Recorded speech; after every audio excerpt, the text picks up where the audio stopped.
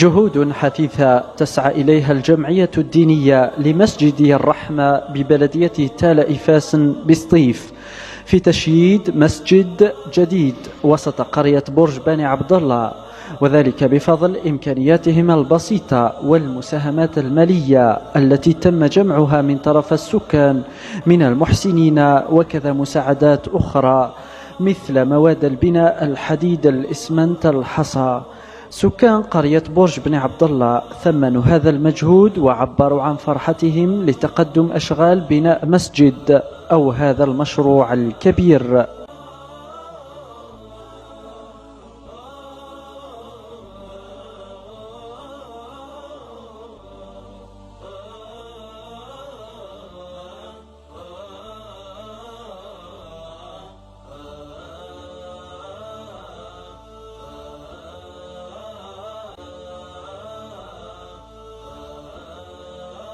الجامعة هي نكر من بعد ما الجامعة قديم واللي كفاني المواطنين المنطقة هي القرية هي اسمي نوفا إلا الاكتظاظ إلا حشرة الجامع، وخاصة المناسبات الأعياد رمضان دائما الأغلبية المواطنين تظلن برا. كان نادا نتكلف ربي سبحانه ان شاء الله اهل الخير العباد المحسنين، نتكلف ربي وياك غادي في كان القاعه يكثر ربي الخير في كان هذه القاعه، نزل نسوى الوضعيه القاعه خدمه العقد الاوقاف مسجد الرحمه، نتكلف في ربي سبحانه. الاداره تعاوننا الاداره بصفة عامة، مديرية الشؤون الدينية، الولاية، جميع المديريات يعني سهلنا غد باش نتحصل في رخصة البناء، نسعى رخصة البناء ونسعى الجمعية معتمدة، وقلا إن شاء الله نبدأ بالجامعة الجديد نبدأ في سنة 24 إن شاء الله، أقلا الضالة الثانية إن شاء الله. جناح لتدريس وتعليم القرآن الكريم ومسكن للأئمة ومغسل للأموات ضمن مخطط إنجاز مسجد الرحمة ببرج بن عبد الله حسب رئيس الجمعية بن رقرق حواس. هذا يعد من الأهداف الذي يمكن تحقيقه في هذا المشروع ليصبح مسجد الرحمة كباقي مساجد الولاية الذي تتوفر فيه جميع الشروط اللازمة لأداء الصلوات. ونسعى النية المواطنين الدارتاي سعى النية باش نخدم هذا اسم هذه فك الجامعة إن شاء الله للمحسنين العباد العالي تحبنا برضا ربي سبحانه.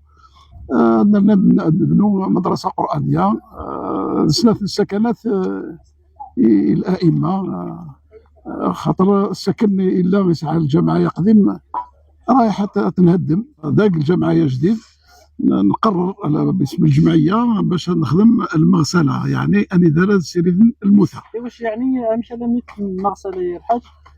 ترى يخامن المواطنين كيف ولا ضيق واش ندير في السطوحان، ومن بعد الظهر ديال حاجة كيتقلق شوية ننادى نخدم المغسلة ونقاميس يعني بجميع المستلزمات، يعني يمدنا كويس احدث الوسائل انا نجهز ونخدم اللازم الميت كامل هذه اللي متوفر ذيك المغسلين، والمغسلين خدمت يمدناك على العموم يعني على مستوى المنطقه الشماليه.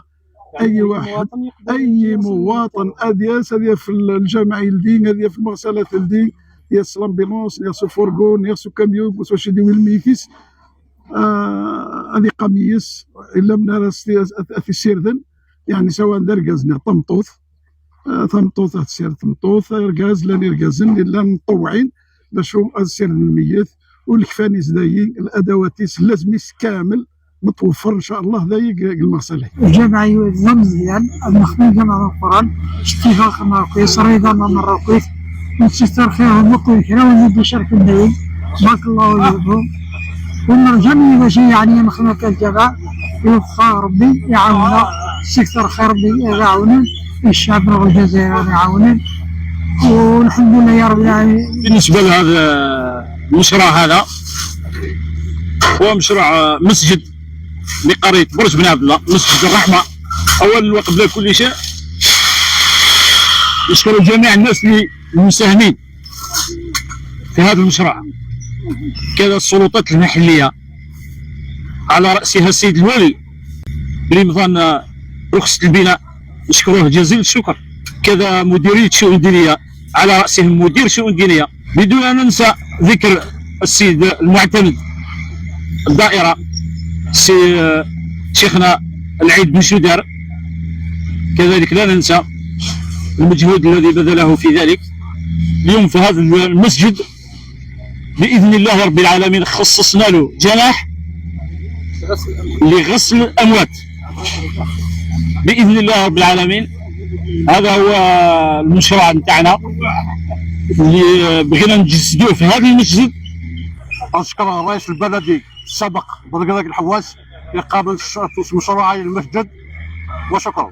جناح تقدر الله يبارك، أتوفق ربي إن شاء الله، دار المحسنين إن شاء الله، وسكن ربي إن شاء الله. خميس الله يبارك يا سلساسة سيدي، خماسة سنة العالي، خماسة صلاة العالي، أخليك الله يبارك، خدمنا الله يبارك ما شاء الله.